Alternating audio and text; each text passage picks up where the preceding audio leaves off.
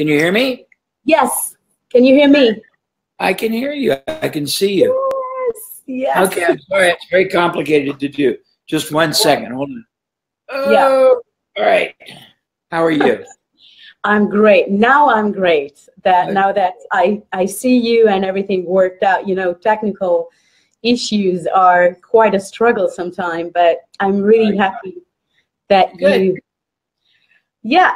So let's begin. We have a lot of great things to share, and so happy that you're joining us tonight. I know it's a little longer. I'm so sorry. Oh no, it's great. Just happy that it worked out. So it's daytime over there, right? What is the time now? It's about 11:37 to be exact. What time is it there? Well, it's 9:38 p.m. Evening time. So yeah, let's rock and roll. Okay. Perfect. Go ahead. I'm here. Okay, so good evening, everyone. I'm really excited to host tonight the man and the legend, Jay Abraham. He is actually one of a kind, and if you don't know him already, he's worked with many businesses, and actually I know that so many things to say about you. I don't know really where to begin, but let's start from the beginning. Okay, so you've been working with actually more than 12,000 businesses, more than 465 industries. You've shared a value in a way that you've been able to actually make your clients earn $9.4 billion with exposing them to marketing methods and a different way of thinking. You call it sharp thinking, and you are behind the business success of Tony Robbins and Stephen Covey, Diamond Jones, Harvey McKay, Brian Tracy, so many others. And you've been able to. Let's just say that I've been blessed to have influence upon some of their thinking. Oh, well, I know that, you know, I know that when you search on Google, Jay Abraham, it's more than 4 million searches after your name, and all, you know, are positive. So you have. I'm flattered to hear that. Thanks for telling me. Yeah. So let's start from the beginning, shall we? Sure. How did it all start? I know that you are sort of a wizard. I know that Forbes and New York Times and Success Magazine all were talking about you in a way that you are one of a kind, and you've been able to create success to so many businesses. And this is actually what you do. And how did it all start? Did you always had this passion to businesses? You know, when I talk to inspirational people, I would love to hear what is standing behind their. It's coincidental. I was talking to another colleague today about some of my origins, so it's relatively fresh. I got started in business at age 18. I was married very young, had 2 kids at 20, had the needs of somebody 40. No one really cared. And I was drawn towards entrepreneurs who, A, would only pay me on results, so I had to learn how to perform. And secondly, entrepreneurs who were really very focused on either adding value or filling gaps or bringing more benefit advantage to the segment of the market. And I was very frankly, a business transit. I would work in one industry, not business, and get bored with another. And after a few iterations, I realized that people in one industry didn't have a clue how people in another industry marketed, what their strategic approaches were, their business models, et cetera, et cetera. And I was able to take elements I had learned from one industry, not business, combine them with elements I had learned from another industry, not business, and create hybrids that when you introduced them to a third industry that didn't know anything about it. They were the only ones using it. It created enormous advantage, not because I was necessarily that bright, but rather because most people just weren't aware of it. So I had started that way, and over many, many, many years, my knowledge base in strategy and marketing and advertising and interpersonal relationships and value creation and distribution models and preemptive thinking just grew and multiplied. I'd like to hope geometrically, and here I am. It's a lot. I mean, a lot of things happened, obviously, in between, but that's sort of the short of it. Wow, it's really inspirational because when you come to that kind of success and you affect and touch people's lives in a way that actually shifts it 180% in a lot of times, in a lot of cases, this is something that I know that there is so much to learn from you. What would be, let me make a little pause, because I know that you were, you actually agreed to share a gift of yours with the people that are joining us live. So I'm going to mention this shortly with the viewers, so they'll know that they can receive it. Whoever wants to actually receive this great gift of Jay, just say yes in the comments and we'll make sure to send it over. It's only for you guys, so please do not share that. It's from Jay. He was generous enough to share that with you. So whoever wants the gift from Jay, just say, write yes in the comments and we'll make sure to send it to you. So the next question is actually, what would be the best advice for young business owners or entrepreneurs with big dreams and no cash? It's find partners for whom they are a great complement. I'll give you a great story that will indicate it. Years ago, I started going to China. I've gone there for 8 or 9 or 10 years, I don't remember. And when I first came, there was a young man who came to one of the programs, and he was frustrated because the banks wouldn't lend him money to grow his business. And it turned out he was a motorcycle manufacturer, a little one, in one city, believe it or not, because the population is so large. But he had a dream of going all over Asia and opening a factory and getting salespeople and having dealers. And I asked him what he would do with the money if he had it. No one would lend him money. And he said, I'd open a factory, I'd hire salespeople, I'd get dealers. And I said, okay, well, you don't need the money. You just need to find someone else compatible and not competitive who has a similar market, already has all the resources, but has a problem because they only have one product line, and you would be very complementary. And if you partner with them, you can use their manufacturing, their distribution, etc. And I came back a year later after that very short piece of advice, and the young man came to the mic again, and he was just smiling like a Cheshire cat because he'd gone to Malaysia. He'd found in Kuala Lumpur the #1 lawnmower manufacturer in Asia. They had a huge factory that was underutilized. They agreed to partner. All he had to do was bring tool and dies, which those people that don't know, those are the elements that help mold and form the metal for the construction of whatever the product is, in this case, motorcycles.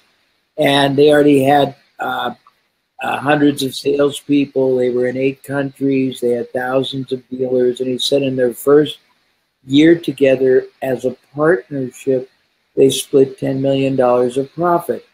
There's very little that you need resource-wise that someone else doesn't have, first of all, an abundance of, a surplus of, but also that you can't be a solution to a problem they have. For example, somebody sells one product or one service one time, and they have a buyer base that they invested a lot of time, effort, money, marketing in, and they have nothing else to sell them. You might be a great complement, or you might be a great product to package in with that so that the other company increases the unit of sale and the profit, and you guys split.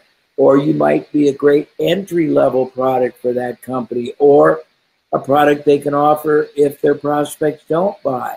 There's a lot of, there's just an enormous spectrum, and we have 2 videos that are also transcribed on this topic, and each one's about 90 or 120 minutes, and they don't sell anything. So I will be happy to include that so people can have a really extensive understanding. But I've done billions of dollars for clients and $250 million for myself over the years, just finding other people who already had the trust, the access, the credibility with the same market I wanted to reach, and worked out some arrangement where they made that access available, either directly or in a packageable way, and we share profits. And there's an infinite number of ways, infinite number of ways. And any small, medium, large business owner, if they have no capital or limited capital or resources, any resource you need, I think somewhere we've got a list, I don't want to promise and not find it, of 100+ different ways you can utilize other companies' resources and only pay for results. But it requires ingenuity. It requires the ability to identify who already has the resources that you want. For example, years ago, we did a deal with a hospital and a laboratory delivery service that would go to doctors, and they would get all the blood and the urine samples, and they had to bring them back in a timely way or they would be compromised. But on the way back, the trucks were empty, and we made a partnership with regular delivery services that were not doing that well because they had the expense of the truck, the driver, the office. We already had all that, so we took over the responsibility of delivering their packages for them on the way back when we were empty, and we split profits. They got to eliminate their drivers, their trucks, their insurance, their scheduling, their dispatch, and we already had it, so it cost us nothing, and together we made millions of dollars for each other. So lots of things like that. Wow, so it's actually sharp thinking and being creative. Think outside of the box all the time and see the possibilities and the options. And I bet that a lot of businesses and entrepreneurs that you talk with do not see, let's say, half of, or a slight thing of the way or the options that you can actually give them, which can change the game like that. It's amazing. Wow. Yeah. I was very, very young when I learned what I call optimization, which is, it's for business, I guess I would call it a science of getting the highest and best use out of every effort, every access, every dollar, every relationship, every unit of human capital, intellectual capital you have. But you can't optimize unless you first get at least a general idea of the various options, opportunities, possibilities, and approaches and alternatives that are available. And most people, they follow the herd. They do what everybody else does in their industry the same way they do it. And they get frustrated when they don't get a better outcome, but everyone's doing the same thing. If you do something higher and more powerful, profitable, impactful, you're going to get a much different outcome than if you do the same thing a little better or worse than everybody else. Definitely. I totally agree. Another question, and I think that a very good, let's say, key point to let the people know, actually, if you want to ask Jay questions, specific question, you'll have a great opportunity to do that. You have to take under consideration that to consult with him for an hour, I think it's $5,000, right, via phone. And we just do days, and it's days more expensive. But yeah, I don't do hours anymore. It's too much pressure. I don't want to have that much pressure. But we do days, but they're 6 figures, so it's a lot of money. 6 figures. Okay. So it's a lot of money. So you have actually the opportunity to ask questions live. So if you have a question, just type it in. If you want to get the gift that Jay has for you, just say yes in the comments and we'll send it to you. The next question is actually, what would be the best way to stand out in your field when, you know, we have a lot of, let's say, competition, and I know that a lot of I can guess that a lot of business owners come to you and ask, how can they, you know, survive all this, you know, a lot of other people that actually give the same things over and over again, if it's a service or product. What would be your advice for the listeners that are out there in order to, you know, find their X factor or something that, you know, makes them unique? Sure. Well, the first thing is you've got to understand value creation, and value is a very subjective thing. What I value very, very highly, you may have no interest in at all. So if I want to add value to your life or to a transaction or a product or service, I can't do it until I understand you well enough to know what you value, and then I've got to give you a greater benefit, advantage, protection, enrichment through either adding things to the transaction, supporting it better, educating you better, guaranteeing it better, engineering more performance in whatever it is. If all I'm selling is a commodity, there's no reason, you know, for you to buy mine over the next person's. If I have more value to create, and there are ways to do it. One is adding other components to the transactions. Two is attaching a very powerful and very specific performance guarantee to the transaction. The other is extending the support period if it's intangible. The other is to package different things together at a very advantageous price over what they would cost separately. The other is to be much more skilled in what's called consultative or advisory selling, which is to listen to the prospect and to gauge really what they want, need, so that you can be more of an advisor. I've created something years ago that's become a sort of a trademark, and it's called the Strategy of Preeminence. And it basically is a ideology, philosophy, strategy of establishing yourself as the most trusted advisor in the category to the market you're serving. And in order to do that, you've got to be able, first of all, to give them really trustworthy advice and counsel.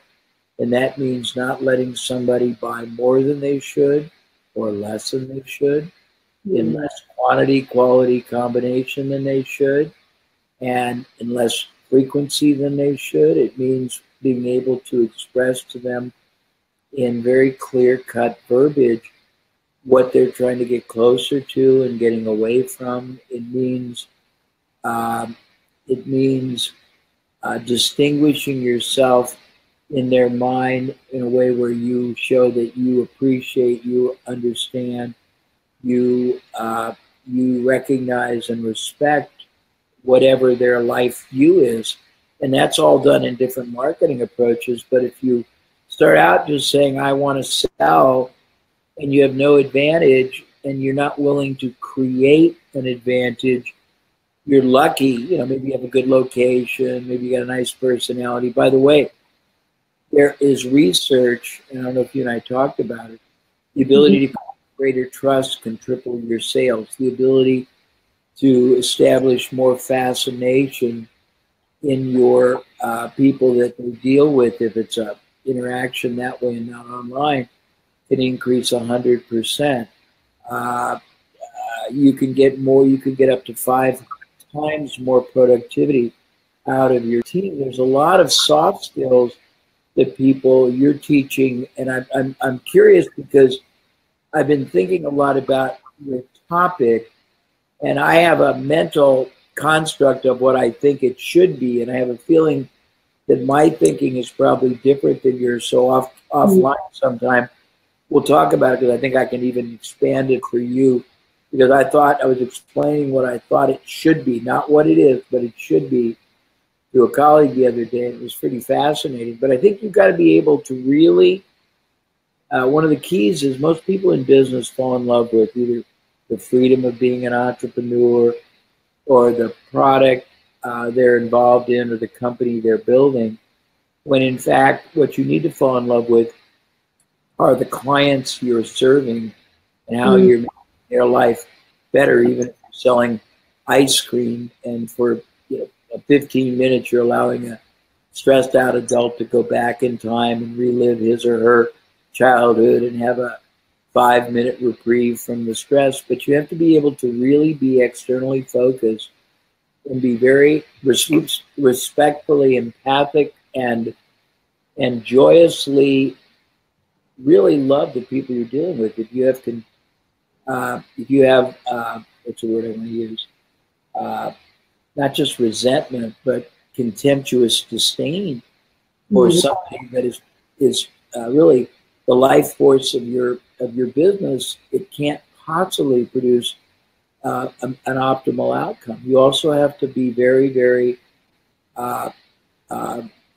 enthusiastic and passionate about all the people that work for you, so that they will feel a part of a vision or a crusade or a mission that you're on in behalf of the marketplace. I mean, there's a lot of cool things. I don't know if this makes sense or not, but these are the kind of things that are very relevant. Sorry? I said these are the kind of things that are very relevant and they're profoundly impactful. Definitely. I think that, I start getting questions here, which is great, because people are, another question we have is actually, what is the most efficient tool in order to create growth? Geez. Well, I think probably it's to be strategic. If you don't know what you're trying to get to and how you're trying to get to it, and the game you're playing, I have dogs, I'm at home and you might hear them barking, I'm sorry. If you don't know what the strategy is you're trying to follow, you're not going to be able to execute and achieve it or overachieve it. And most small and medium entrepreneurs are very tactical. They are not really aware of the difference. If you switch from being tactical to strategic, it can double or triple your successes. But if you have a strategy that is based on ever multiplying success, you also have to know that there is a geometric factor in every business. And if you work on the geometry of the business, the same effort or less, the same time or less, the same capital investment or less, the same marketing or less can produce multiple times greater result now. And if the strategy is right, that buyer can come back over and over and over. And if the strategy is really right, that buyer can come back over and over and also be referring other people as well. And it's all strategic. You have to know what the optimal outcome you're trying to accomplish is, and then know how to reverse engineer the actions, both external to the market, internal when you interact with the market, post action, so you're following up, whether it's a prospect to convert or a sale or an old sale to reactivate. And you have to have strategy for that. It's not just working hard. There's an adage that most people in business are digging holes, and the more stressful they get, or the more excited they get, the faster and deeper they dig the holes. They don't stop to ask, should I dig a hole? And the answer is yes. Should I dig a hole here or somewhere else? And once they get that answer, they already know they should dig a hole, but they got to figure out where it's optimal. Then, should I be digging it with a spoon or a power shovel? And then finally, should I be the one digging it, or should I have someone else dig it so I can remove myself and think about the biggest strategy for the company? I mean, I don't know if this is too deep, but this is really the essence of growing a business. This is profound and makes perfect sense. And I think, every listener out there, if, the implementation is what counts. And if it's okay, there are a few more questions. Sure. Yeah, I think I have a couple more minutes, so go for it. I love answering questions if they're struggling with something, please. So there is Karen. She's a makeup artist, and she's asking, how can I stand out above all others? I think, Karen, we have the answer for that because Jay has a few more minutes. Maybe we'll take another question.